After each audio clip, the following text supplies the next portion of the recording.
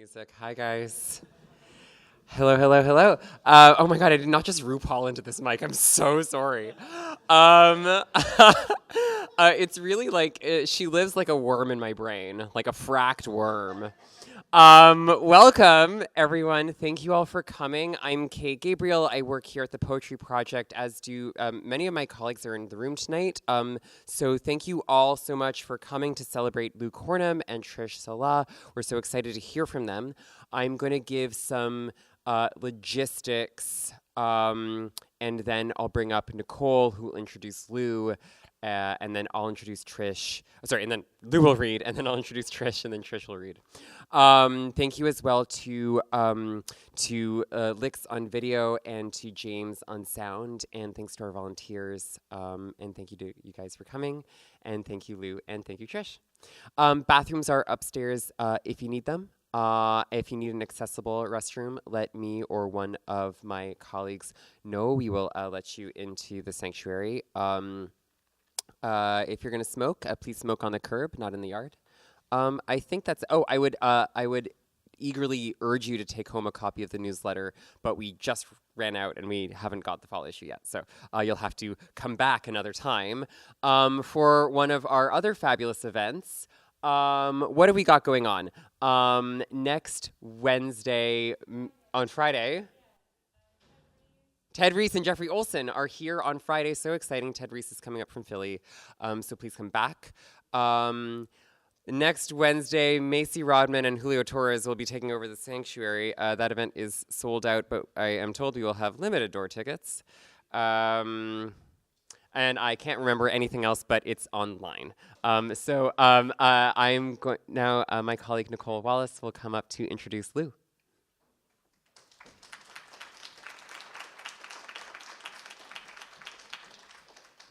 Thank you, Kay. I'm so excited for this evening. Welcome, Trish and Lou. I've been looking forward to this reading for quite some time, weeks and months. All right, Lou. In Synestia, from their book Mother Wound, Lou writes, "In the moon's dysfunctional solar system, these things, being born and dying, can get easily confused.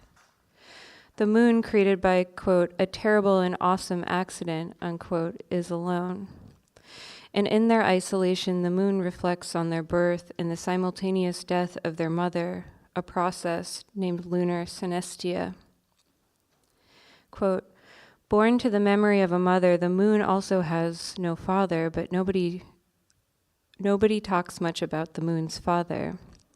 And later in the piece, quote, the moon is alone, but it's humans who invented loneliness. There are a lot trying to get to the moon again. This is not about loneliness. This is about power, unquote. While researching and writing into the manuscript of their next book, Lunar Landings, which centers on political imaginaries of the moon, Lou's work has continued to move through its own phases of transmission. And in the process, their writing has expanded into the creative, the generative, the observational, through poetic vignettes, short stories, and their nonfiction research-based work. Their writing traverses landscapes, forms, impressions of the macro, the micro, a sum and sorting of experiences. The story of the moon's birth in Synestia draws me to the opening of Lou's essay, Broken Down and Back Again, on the late poet Diane Burns. Lou writes, what if every day we rose as if from an amnesiac state and had to recall with great effort how our lives came to be? From the post-apocalyptic past to the post-apocalyptic present of waking life, how does one begin to regather the fragments, those which have been obscured, the essential, foundational knowledge and connections, now mysterious? How does one begin to tend to the sum of their inheritances, especially when those inheritances are fracture, isolation, disconnection, the spoils of colonization, genocide, removal, assimilation policies, and ongoing dispossession and occupation? Quote, mine feel more like a junkyard, generations of old models piled up and crunched flat. Those are broken down inheritances. stalled, lost parts. The repairman never showed up. Maybe there's an issue with the transmission, Lou writes.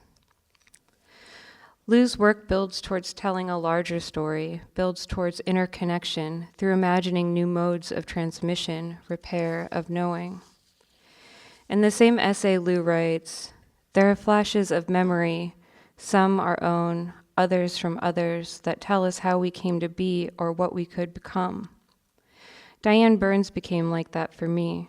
She seemed like someone I could have known if I had been born just sideways in time and place from where I was. And this moment strikes me as what Lou has described as the Indian connection. The way we find each other in those open nights when our movements feel both chaotic and preordained, unquote. These moments of transmission, of connection, function outside of time, outside of the concept of the living and the dead. These experiences move against the circles of exile. They're a powerful contradiction that moves us forward and toward into space of possibility, of understanding, a bridge into the future. Lou writes of Diane as a quote, walking storm whose path can be traced but not followed, unquote, and I can't help but think of the moon. Lou Cornum is a writer, editor, and academic born in Arizona and based in New York City. Their work traverses Native American studies, science fiction, cultural studies, and gay communism. They're currently an assistant professor in the Department of Social and Cultural Analysis at NYU and a part of Pinko magazine. It's such a joy and honor to welcome you, Lou.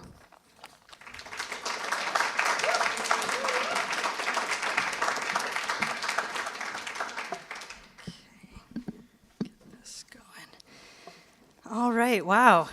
Thank you, Nicole. This was, honestly, that was one of the parts I was looking forward to the most. And just thank you to Kay for the amazing invitation and Trish to share this podium with you.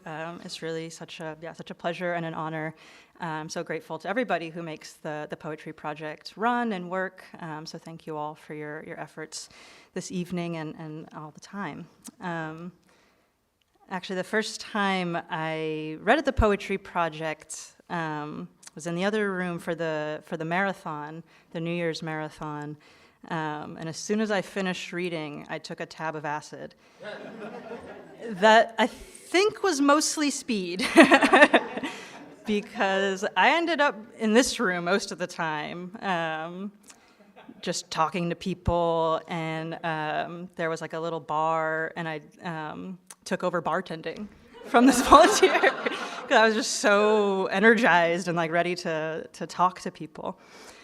So it was a good night, good memory. But I also, I think of the Poetry Project a lot as a space for Nicole and I's friendship and for my encounter with the poet Diane Burns. So I'm going to read a bit from this piece that is a bit of a collage at this point. It's sort of different things that I've written have come together, and also different pieces of writing that I've put into conversation. So this is the piece Broken Down and Back Again. What if every day we rose as if from an amnesic state and had to recall with great effort how our lives came to be? Most of us would buckle. It's an impossible undertaking, one we begin again all the time. More often, though, is the forgetting. We live in a great churning ignorance. Through this morass, there are flashes of memory, some our own, others from others, that tell us how we came to be or what we could become. The poet Diane Burns became like that for me. She seemed like someone I could have known if I had been born just sideways in time and place from where I was. I recognized her the moment I saw the video poem performance, Alphabet City Serenade, filmed in 1988, the year before I was born. Diane walks through trashed lots, cracked glass, past the husks of old vehicles and empty playing courts, down streets too barren and streets too bustling, down and out in the Lower East Side.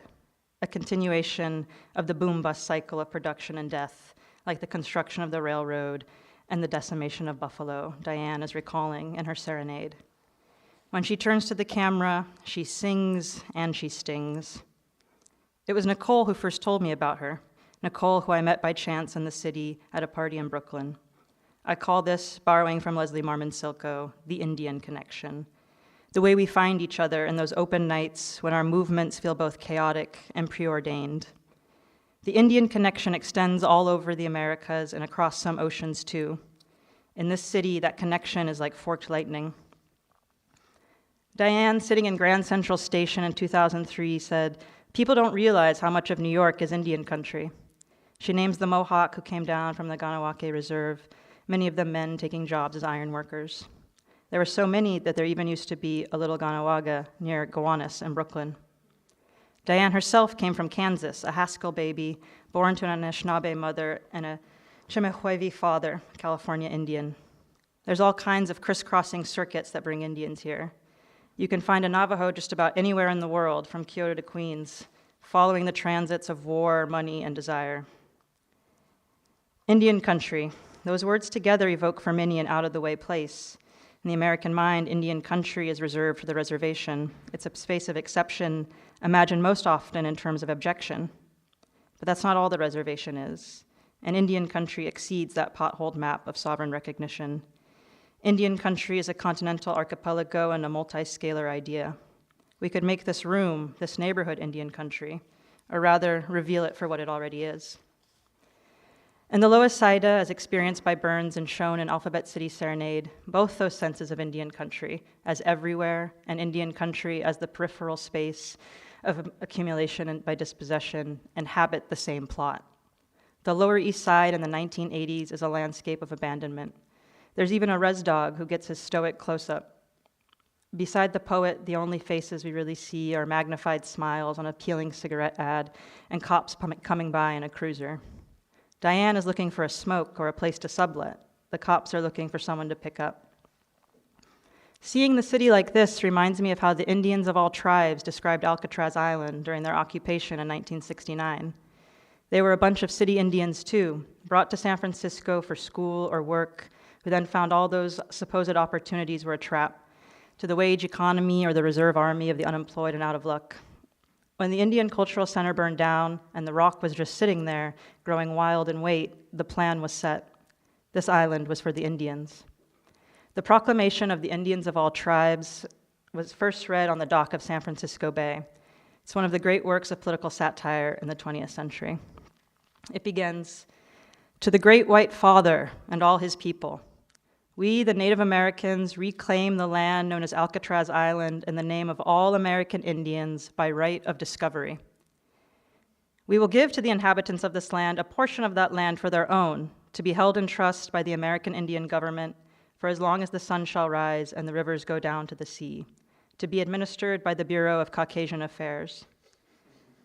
We will further guide the inhabitants in the proper way of living. We will offer them our religion, our education, our life ways, in order to help them achieve our level of civilization, and thus raise them and all their white brothers up from their savage and unhappy state. We offer this treaty in good faith and wish to be fair and honorable in our dealings with all white men. We feel that this so-called Alcatraz Island is more than suitable as an Indian reservation, as determined by the white man's own standards. By this we mean this place resembles most Indian reservations in that, 1, it is isolated from modern facilities and without adequate means of transportation.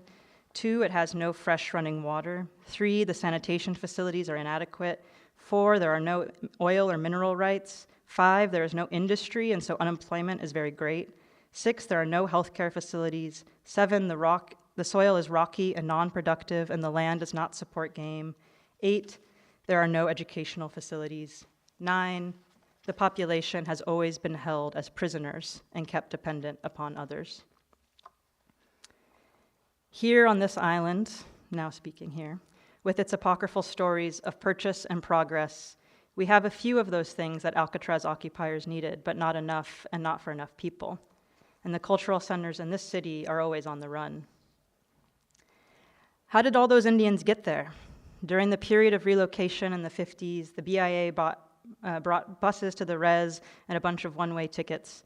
Natives went looking for jobs in service or industry, the only employment they'd been trained for in the Indian boarding schools like Haskell or the Sherman Institute outside of LA. Those warehouses of abusive assimilation that no apology can address without transfers of land. Some Native men got dropped off on the way back from wars in Vietnam and Korea. There are similar patterns here on the East Coast and in Chicago too. Through these routes and others unmapped, workers and artists and gays and poets and partiers and other wayward types made their way here to New York. Diane Burns came to the city to go to Barnard University. I first came to the city when I was 18 to attend Columbia, right across the street. I wasn't gay when I got there, but I sure was when I left. If we'd been there together, I'm sure Diane Burns would have broken my heart without even trying, and me not even knowing at first. There's not a lot of people like her left around here. When you watch Alphabet City Serenade, hers seems like a singular presence, a walking storm whose path can be traced but not followed.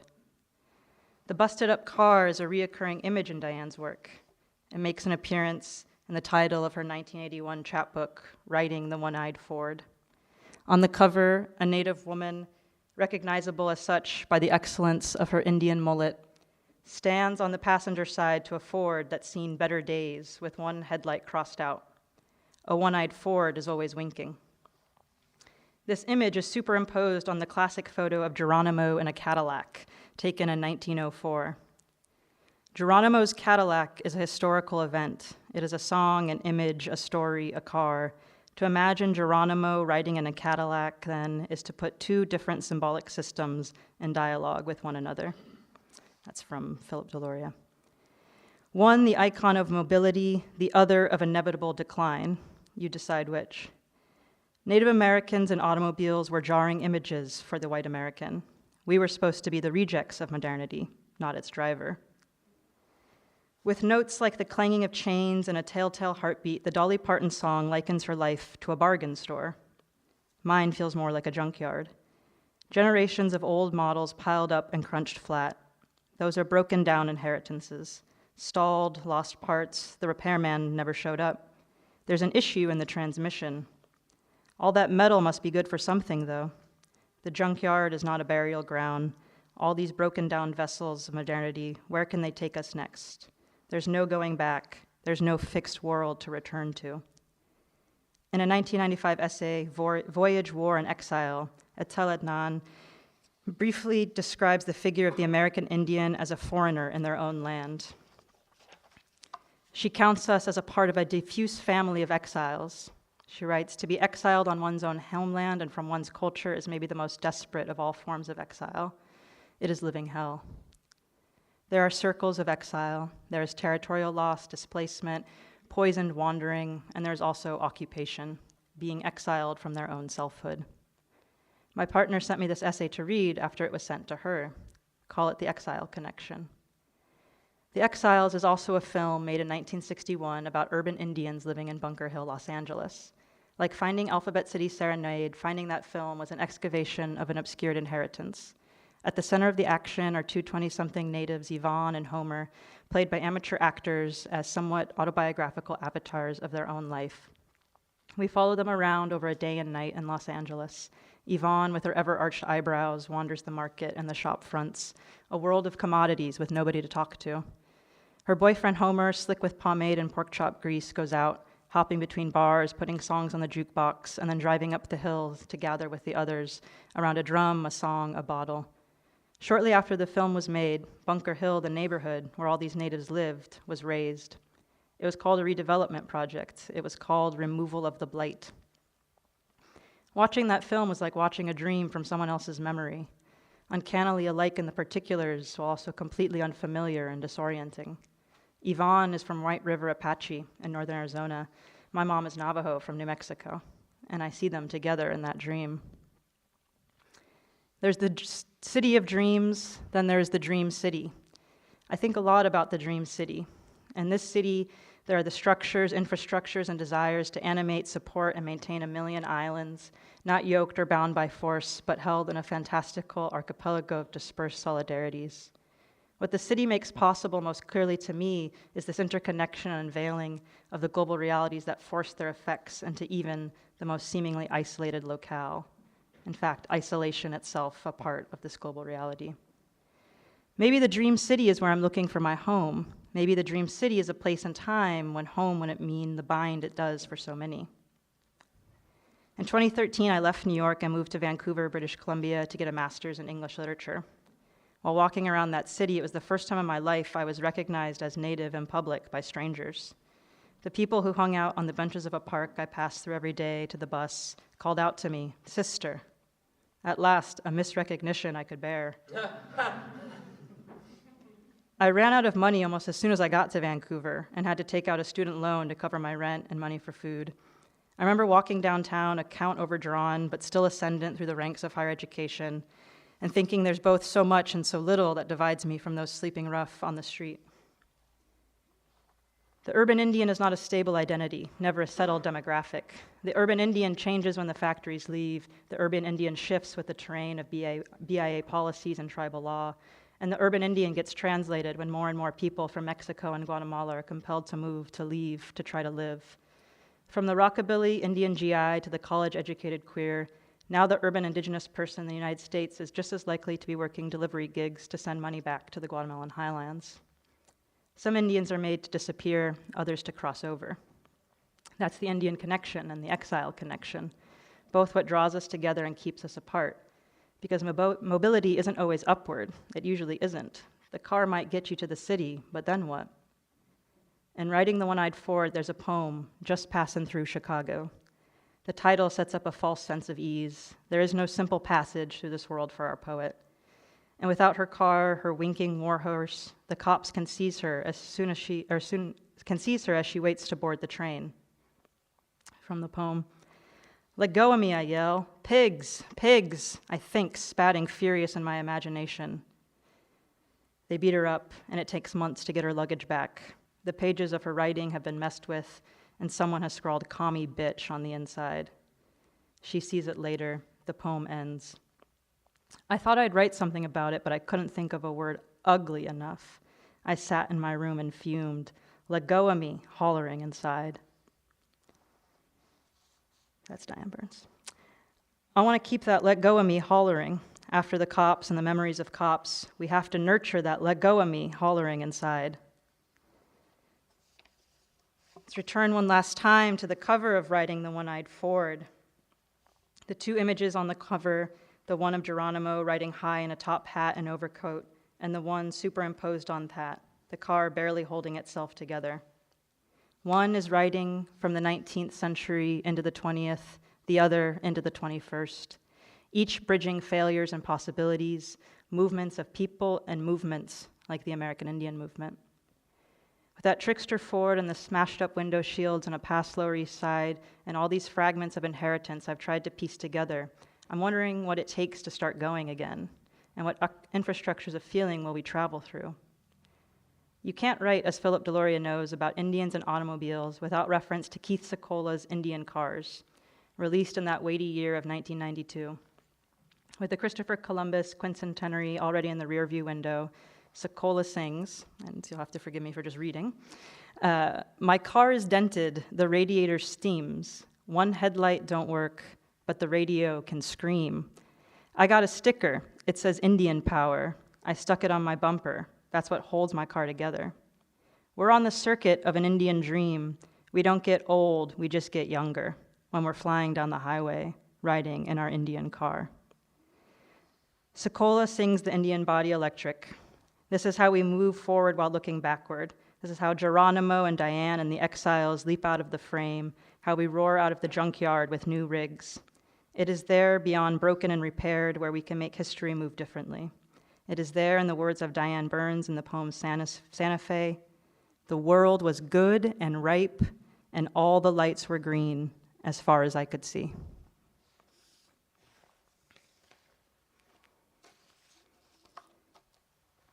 All right, now I'm going to read something that's still sort of an experiment to me. I thought I would try out something like poems. I'm still figuring out what they are. They emerge from this interest in the relationship between poetry and film.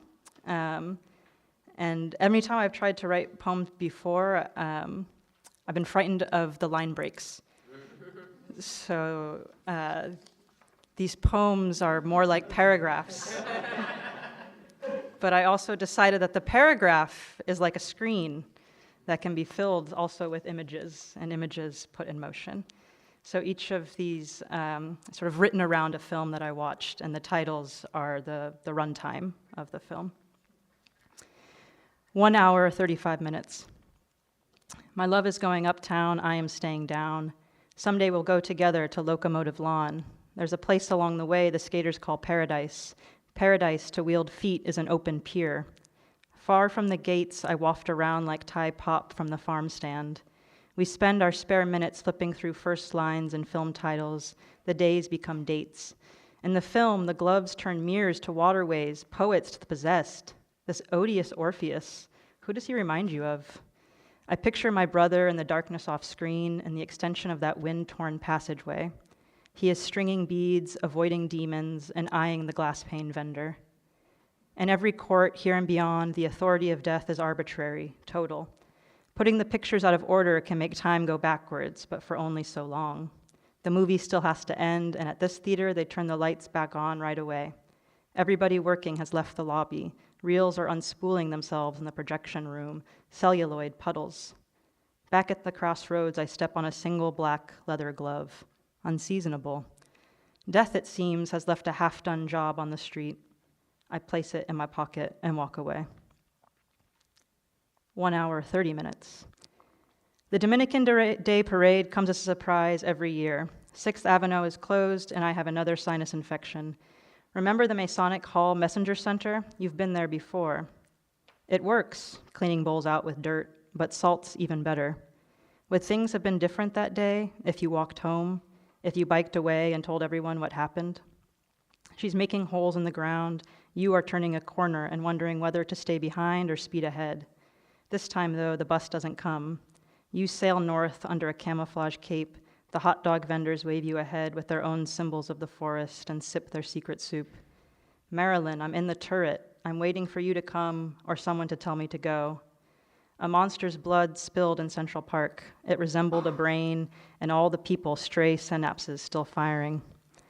I scaled the mica-scaled rock face and sat with quartz handholds, keeping time alive, waiting for the moment of my violation, its recollection. Stones are surfacing, and somewhere in Black Canyon City, my grandpa, the once cowboy with a split gut and a rotted head, is falling over for the last time. 23 minutes, 46 seconds. Another gallery, another over-air-conditioned tavern. A twerp actually said no-ho out loud on the street. Can that even be called a place name? I went in, and everyone there was much wealthier than I had expected. I'm naive and right in the middle. Fucked up just a little, but not entirely. Generational stagnation and upward mobility. In any case, I got a salary and took over the cat.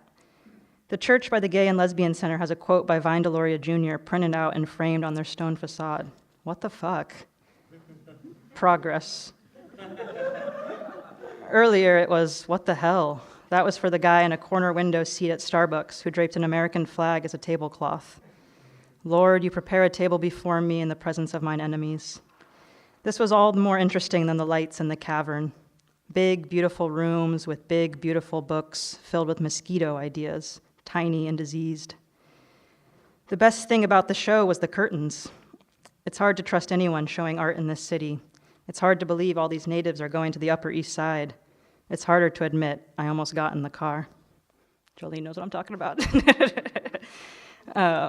All right, so I'll pause there with the poem experiments and end with a story from this book, Mommy Wound, which is, I just have one piece in, actually. It's a edited collection edited by Katie Brewer-Ball and Vic Quezada, and we decided to give all the proceeds towards Palestinian liberation. So today it's for sale over there, $20 a pop to my Venmo, and I'll be sending whatever we collect to the Middle East Child's Alliance. This is also very fitting to read in this room because I led a workshop on Luna texts, which was a kind of pun. but nobody really got it, and I forget it. So as Nicole mentioned, I'm writing this book, this academic work about the moon, but at the same time, I'm just learning moon facts and coming across beautiful sort of moon texts and wanting to find some space to engage with all my moon feelings that is not just for my job. So this piece is called Synestia. Begins with the epigraph. Like the moon needs poetry, you need me. It's going through a phase again. The opposite of morbid, the moon can't stop thinking about birth. The moon has been trying to remember its own birth, even though most people say that's impossible. In the moon's dysfunctional solar system, these things, being born and dying, can get easily confused. It's one of those unhappy cases. The moon was born from a terrible, awesome accident.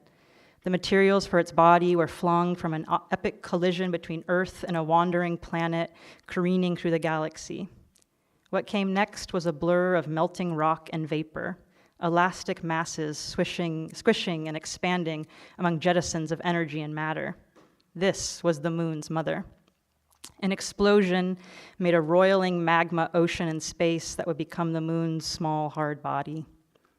The human scientists who are obsessed with ancient Greece named the moon's mother Theia, after the mythical mother of the moon goddess Selene. They only gave her this name in order to narrate her end. Her body was absorbed into the earth, and the splattered field of their fateful crash solidified into the moon. Born to the memory of a mother, the moon also has no father, but nobody talks much about the moon's father. He's not really in the picture. The scientists call the birth of the moon a process of lunar synestia. Synestia becomes the moon's secret nickname for itself. I love you, Synestia. It imagines this is what the passing comets are saying, and what Mars, the same size as their mother was, is saying from afar. I love you too, the moon whispers, alone. The moon is alone, but it's humans who invented loneliness. There are a lot of them trying to get to the moon again. This is not about loneliness. This is about power. During the United States' first lunar landing program, it was reported that the public was growing bored and frustrated with the astronauts' inability to describe the wonder of their cosmic perspective. They wanted more poetry from their military men. That was during the Apollo missions, and now NASA is working on the Artemis program, a return mission to the moon after 50 years of no human presence. The United States isn't just stuck in the space race. The whole of its host culture is still drawing on the ancients. The moon doesn't know about any of this. The moon doesn't follow what happens on the surface of the Earth, but it does keep a close eye on the space between them. The moon does know that there are some homosexuals down there obsessed with her.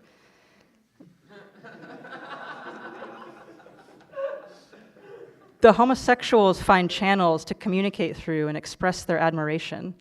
This makes the moon wax and wane, pleased and terrified. The moon wonders about its mommy issues and lack of close relationships and decides to go to therapy. Their therapist came to Arizona in the 90s to live in Sedona and work in hydroponic gardening methods she had learned in Ireland. Then weed got legal and her bathtub business shriveled up. After a stint in massage therapy, she became interested in forms of mental therapy and astral projection. The therapist died, and because of her previous training, she ended up orbiting the moon as its own special counsel. After many cycles and sessions, the counselor spoke and told the moon it seemed to have a strong desire to return to the womb. Return to what womb? The moon couldn't even go back to Earth. The moon and the Earth never talked about what happened. They weren't that kind of family. What was there to say? They were non-identical twins who absorbed their mother. It was the Earth who got all the water in the exchange, and a lot of core, and a lot of mantle. The Earth got to be a planet. Those humans even called it Mother. What a joke, the moon thought. It was just the flung-out debris, the detritus of somebody else's momentous encounter that barely pulled itself together. The moon couldn't believe how wrong the therapist was. Humans were aliens, and they didn't even know this about themselves. That night, the moon felt even further away from the Earth. The therapist took off on the Mars craze, alone again. The moon wished it could leave its orbit or turn its face away from the Earth, even if the void made it cry. Eventually, the moon felt different, almost whole, but that feeling didn't last long. After some miserable nights confronting its own obscurity, the moon started corresponding with one of the homosexuals on Earth. This homosexual insisted they were not a witch. The moon was honestly relieved to hear that. With more questioning, the homosexual did admit that as a child, they had been interested in astronaut training and would probably still do it if given the chance. But they for sure didn't want to actually be an astronaut or go to outer space. They talked about respecting the moon's boundaries. The moon wondered if they meant the Kármán line or what. Eventually, the moon got more comfortable and open with them. When the homosexual asked to send it something, the moon agreed. The package did not arrive on a rocket ship. Instead, the moon and the homosexual made other forms of transit and transmission together. The homosexual sent the moon one of their teeth, a poem from the Tsang dynasty titled Drinking Alone Beneath the Moon, and a mixtape of every Arthur Russell and Magnetic Field song written about it. It was confused but titillated by these gifts. The moon beamed.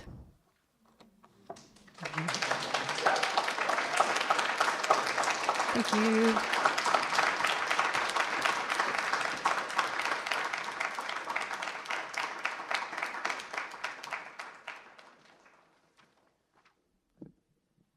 Thank you, Lou. That was fabulous.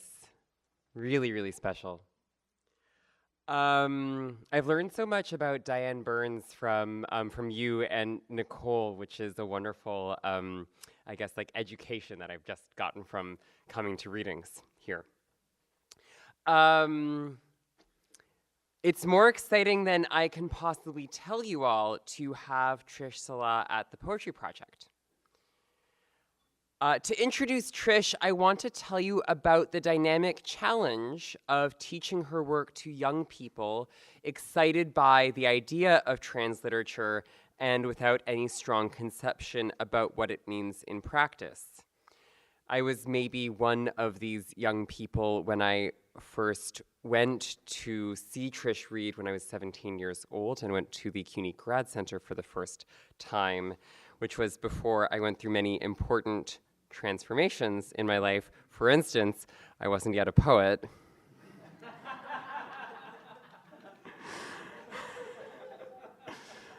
And I thought that poems were complaints written by someone named Eliot about someone named Prufrock. When I taught trans studies many years later, I assigned Trish's book, Lyric Sexology Volume 1, which is for sale tonight, which Roof initially published in 2014 and which Metonymy Press reissued a couple years later. Lyric Sexology does historical drag of sorts. It's drag in the sense that its poems practice with a lot of play and elasticity, speaking in the voices of different characters, authorities, authors, women, non-women, and abstract discourses, all of whom have accidentally or quite on purpose defined the accumulated understanding of what it means to have or change a sex. Scarcely all of these voices are liberatory in whole or in part. Trish's perspective makes it possible to understand, through inhabiting them, the structures of feeling and interpretive traditions that have given shape and sense to what we now think of things like gender, or including being trans. She does this without scolding the past, which is a really remarkable achievement. Instead, she asks, with a provocative curiosity and a searching, wry, complex, sexy, and porous language, how we got here in the first place, and thinks in ambitious terms about how all of this makes it possible for us collectively to body the future. And thanks to Heather for texting that phrase to me today and reminding me of it. When I was gassing up Lyric Sexology to Heather months ago, apparently I said, and I don't remember this, apparently I said, it solves a lot of problems. Which is a different way of saying what I'm saying right now. Lyric Sexology makes arguments about gender, race, science, space, belonging, borders, intimacy, movement, organization. It makes jokes. Trish thinks on the page. She gets you to think with her. It's totally the opposite of the kind of literature that takes trans identity to be staid, fixed, exhaustively known, and easily described. Or, to paraphrase a talk Trish gave earlier this year, her poetics demand that we approach gender as a desire instead of, say, an identity. Here's a poem from her series in which she engages with and reworks the language of Daniel Paul Schreber, the Saxon judge who, in the 1890s, was hospitalized after experiencing the life-altering fear and fantasy of being transformed into a woman and the wife of God. In a poem titled, in quotes, "To submit to the act of copulation as a woman," a judge cannot contemplate her body in bed submitting her ass a temple to manhood. A beautiful feeling fucked free of judgment. In quotes, fuck my sex out. Fuck the God out. Fuck my brains out. A judge cannot be a judge in/of her body. Trish's poems are so totally the opposite of that other kind of literature that, year after year, they stunned my students into, at first, a wide-eyed silence. It was an NYU Gallatin silence, so, in fact, it was pretty loud.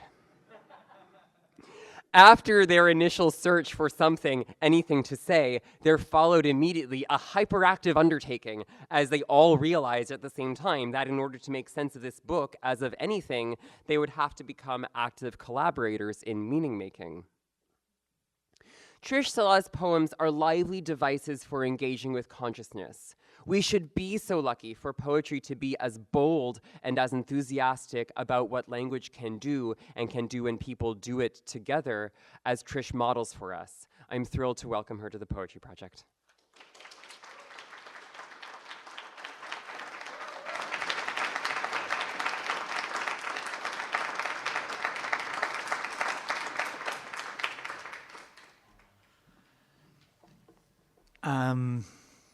Thank you, Kay. Where did Kay go? Kay has the special power of simultaneously being incredibly laudatory and generous and kind, and also explaining my writing far better than I understand my writing in a way that makes it in the direction of the kind things that Kay is saying about it, and actually makes me think, oh, okay, so there was a thought there. and that is it's such a pleasure and an honor to be here and to be invited by you and to be in a room with so many lovely, amazing, brilliant poets and humans and thinkers and storytellers and theorists, and I'm very happy to be here. Thank you. And Lou, I'm like in love with the moon. I mean, aren't we all? But also, like, now the moon is new again, and that's amazing. And so yeah. I'm going to read some things. I'm going to mostly read uncollected works. I'm going to read a few things from a couple of books. I'm going to read a few things from an iPad I'm developing a relationship with.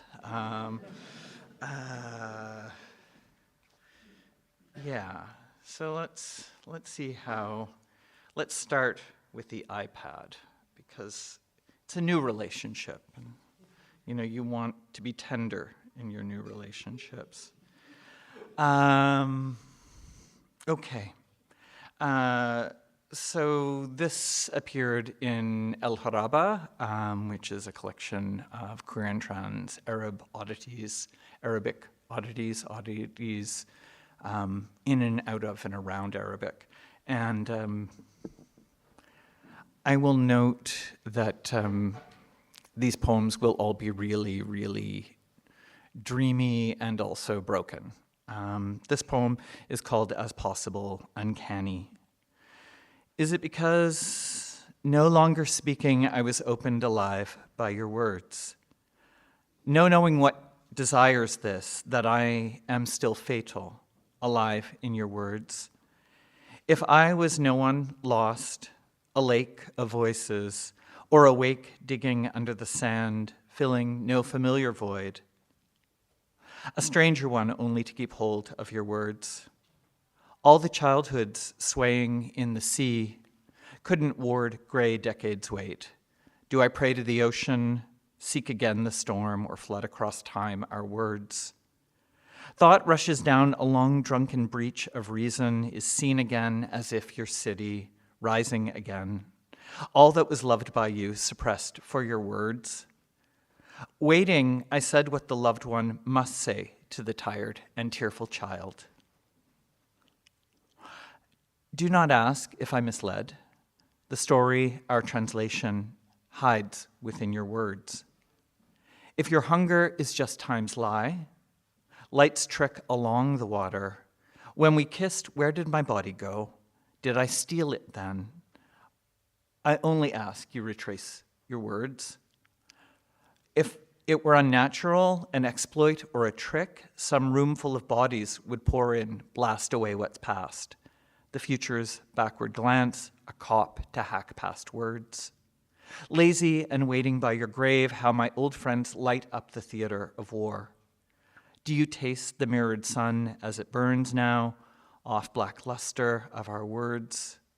The land cackles, is full of wrath. Of course I hide. Many on the other side hear what must be said. The world doesn't joke alone. Your words are not your words. And one other from El Haraba. Down home. In town for a conference, and I've slept in. Again, I'm in the back of Elisa's car, and we're driving out Cole Harbour Way. I guess she lives there. She and her wife are talking about ghosts. When we pull up, Erin, her ex, is working shirtless on the yard. The place looks different. Big red stones and curved arch over the porch. I think I've seen it on King Street, down by the lake. Erin is breezy, in a good mood. And Elisa's girls are small, playing dolls. I'm surprised she has two girls, that Erin is at her house, this house, that he's alive at all. He isn't. Elisa's wife gets out of the car and she's faded a little, not quite trans. Lucent, and I remember the conference where I'm not, and Saba's place where I was staying. I don't think I've been there for a week. I hope she's not worried. I wonder what my talk is about. Elisa, whose name is not Elisa, is worried about something that I only visit in dreams.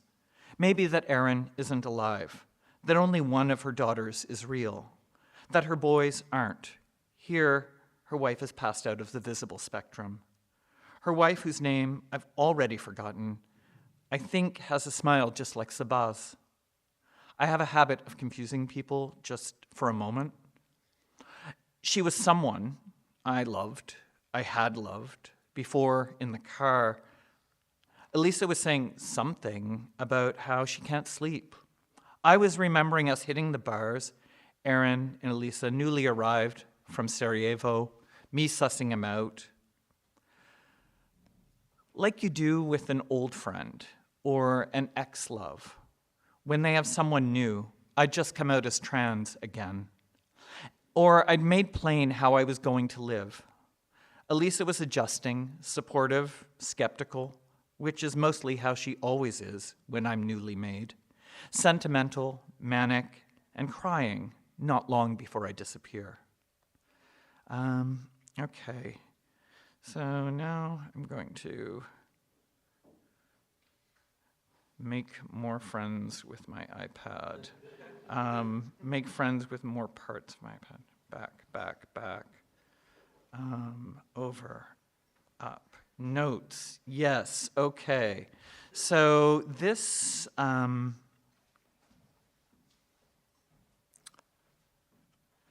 this is a fragment. It's called Memory Riddles, and it is a numbered sequence that will eventually have some other number to it. 1. What's swirly and opaque? Race, erase, raised, an erasure. 2. For me, there always was a PLO, is a thought I have on a plane. On a plane, there was a PLO. 3, I didn't know, I knew there was a time before or a coincidence with the Libyans. Unlikely, comically incompetent, just menacing enough, a pretext for Doc Brown's troglodyte machine. Sidebar, Umberto Eco's thesis on Urfascism, and other both terrorizing in their power and pathetically weak. I say troglodyte, but maybe it should be afterwardness, foreshadowing which comes first, hysterical, crazy, zany, Muammar Gaddafi, or Back to the Future? Or for whose primal scene did I inherit? Scrap, make up from scraps. After my father died, lying on my bed in a bungalow in Dartmouth, cowering at the sound of yelling from the kitchen, imagining him hitting her, the Arab brute. If a primal screen, then you suppose sex? Later, when do you cash in your deposits, cash in your winnings? She told me he was never violent, just loud, that they didn't fight about anything, that he moved his hands around the way I do. That was when I had just told her I was a girl. Well, whether or not I could join Cubs or Boy Scouts, they fought about that, which I can't remember even wanting. It was important I have Canadian friends. Or, well, also about whether or not we could go to Lebanon. He wanted to take us, but she said no. It wasn't safe. There was a war. Was it the war? His face was beautiful, I think. Such an open smile. When he was alive in my memory before we moved to that bungalow in Dartmouth. Watching the dupes down the street at the New York War Crimes Gathering a few weeks ago, at a time before, thinking about a time before the PLO, the PFLN, not knowing that scattering, that time before a political possibility, I couldn't help but think about how I was swirled into this memory of the PLO, how the Libyans were swirled into the PLO, how I want to talk to Avgi Sekatapoulou about this. I want to talk to Lara Shehi about this. I want to ask Jean Laplanche, when did I become a race? When did a race become in me? So that's where that stops. It's, yeah. Now,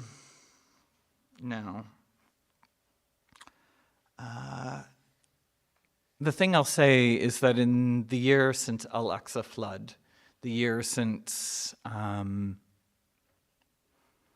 my mother died a few weeks before Al-Aqsa flood, and I keep writing about my father.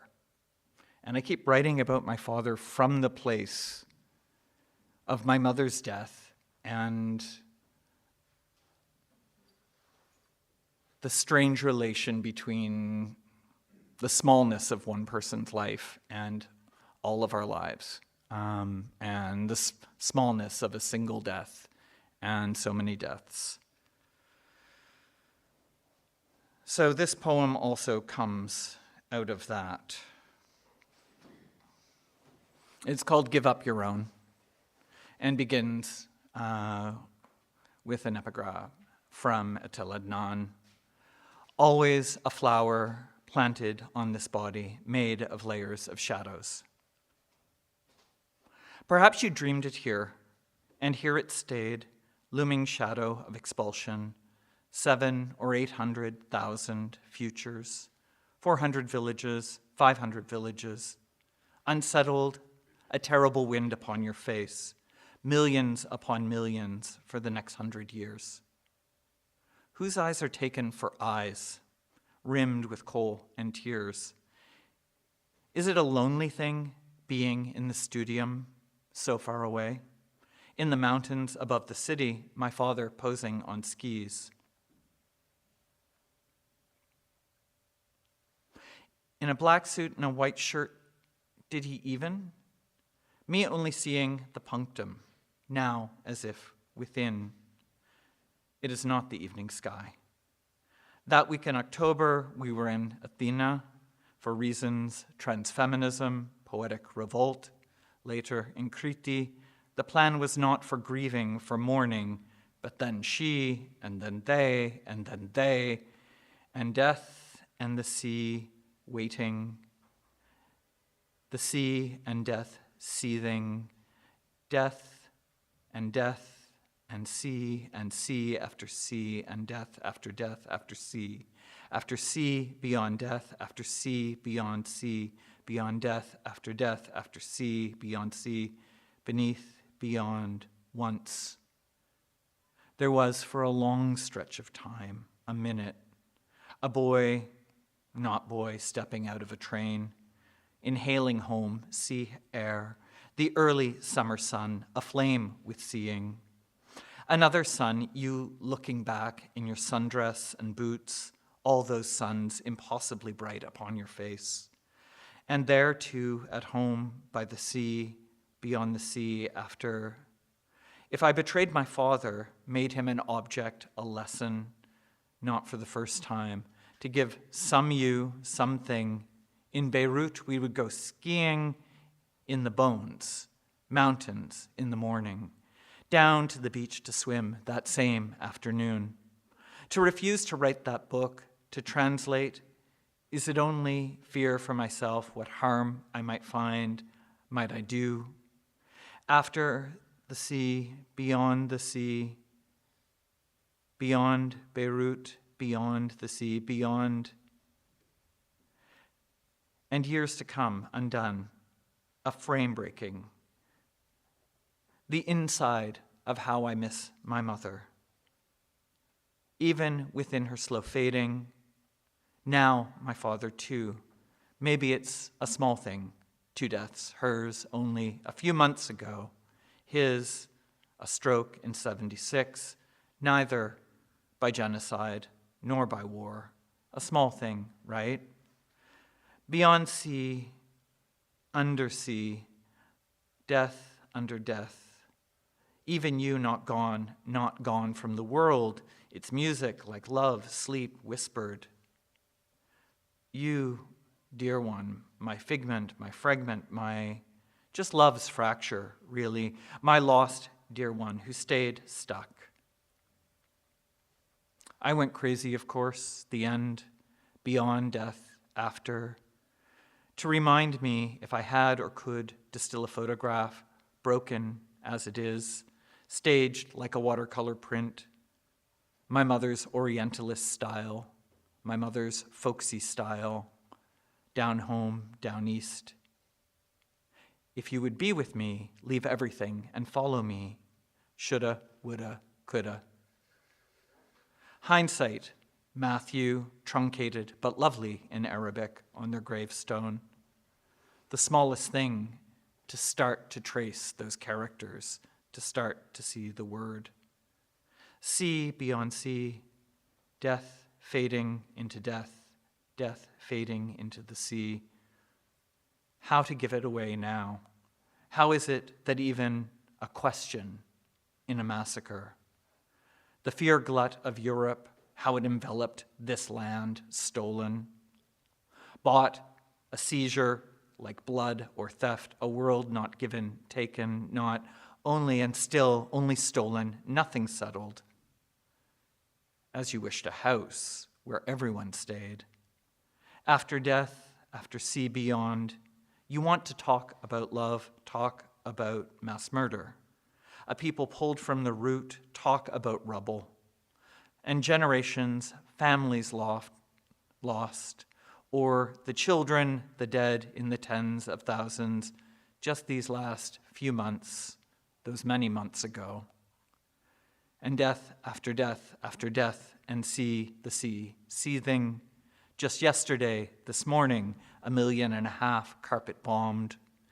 In Rafah, you don't want to say it, but you can't, but feel the words, their bodies, coming out of your mouth. You want to keep them in. You want to keep them. Beyond the sea, beyond death, driven to sea after sea, who wouldn't go crazy? Of course, the end. And the sea before and after that. We didn't see one another much, but years later, after 9/11, both of us brazen in our keffiyehs, another sunny day on Roncesvalles, sipping coffee, both too aware and oblivious to the past, the fascists, all around, with more fascists than we could imagine, in love, more crazy, more death than I could imagine to come, a death after a death, after deaths, after deaths, after the sea, after seas, the sea.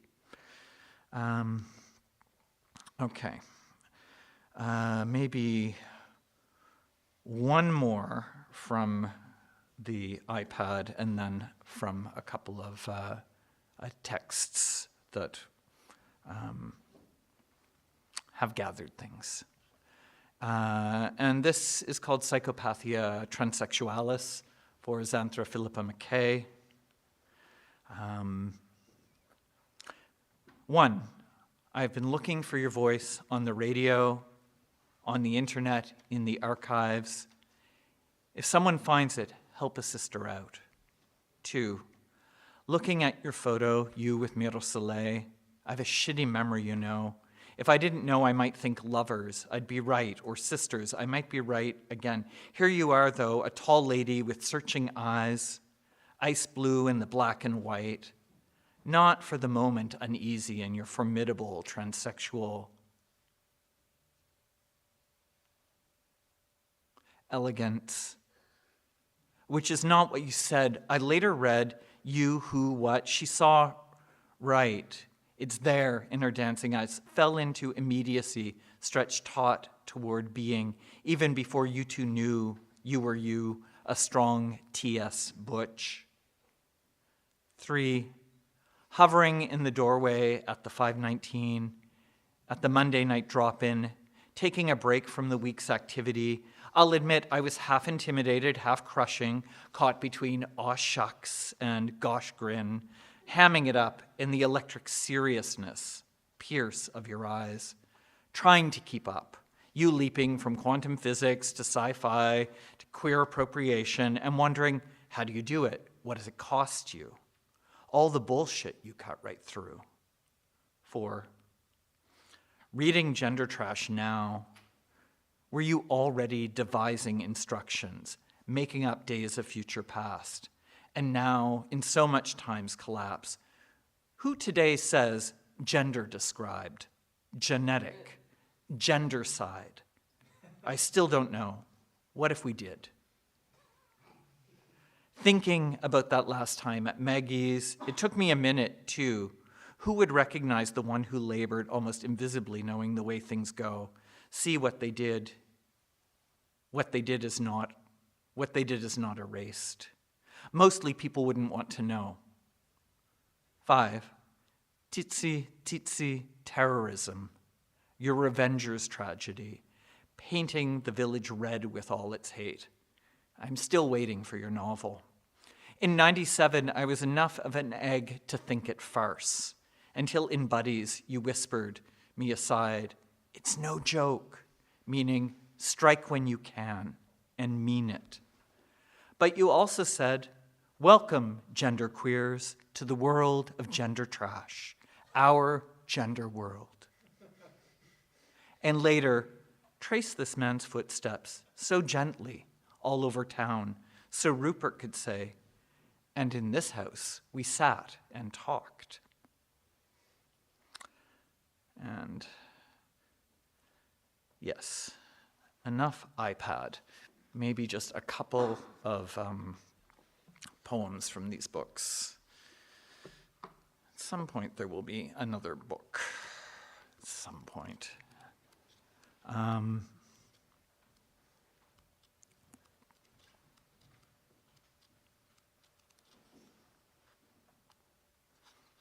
We're in New York, so why not notes toward dropping out?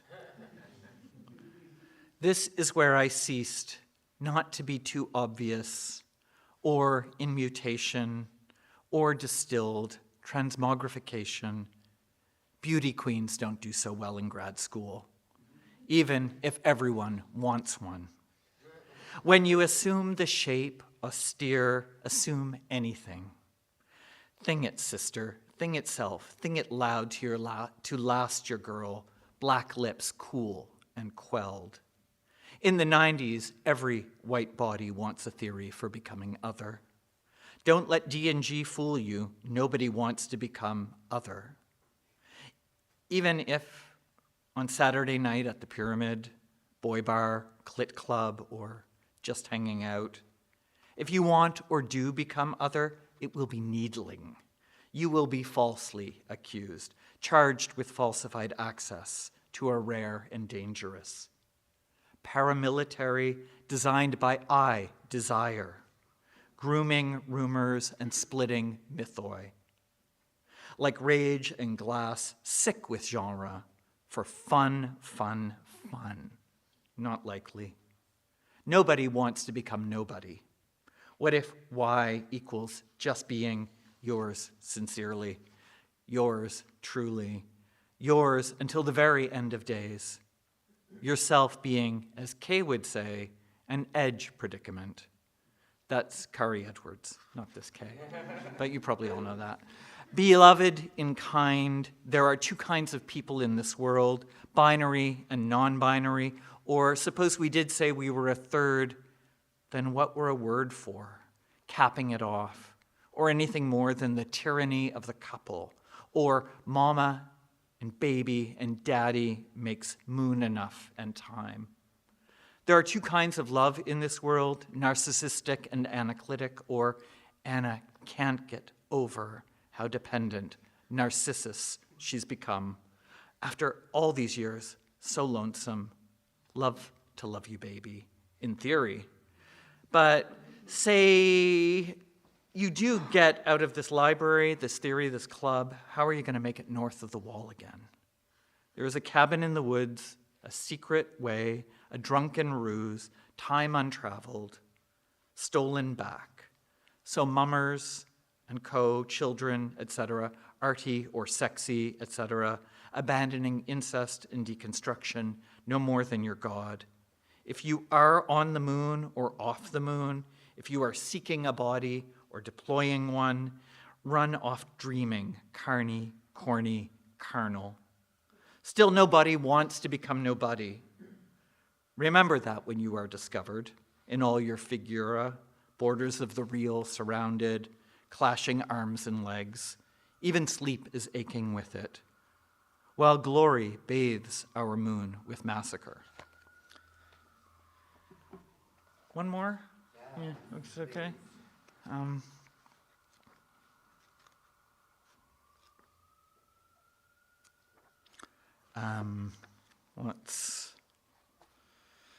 seem to be writing, among other things, love letters to dead friends.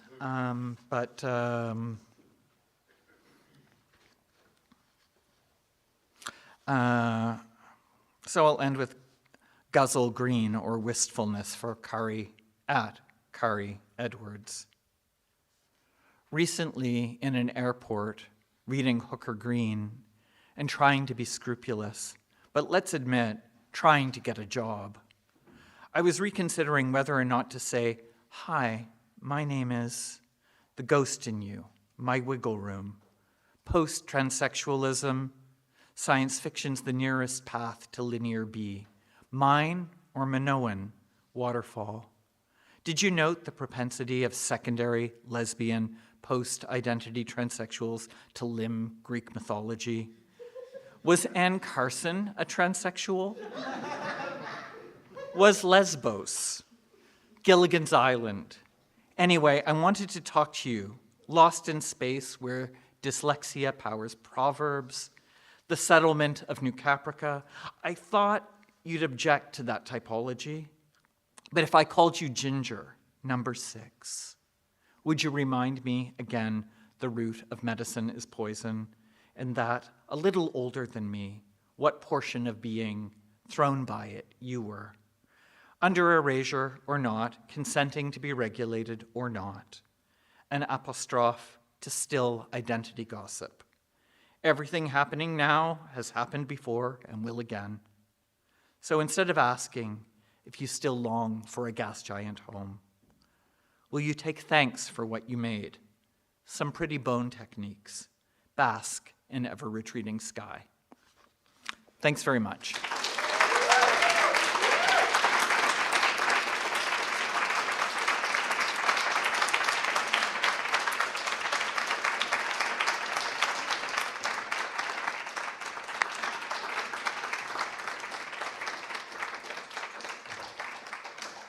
Fabulous.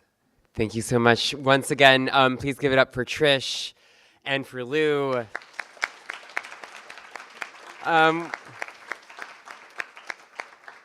What an extraordinary night. Please come back on Friday for Jeffrey Olson and Ted Reese. See you all very soon. Good night.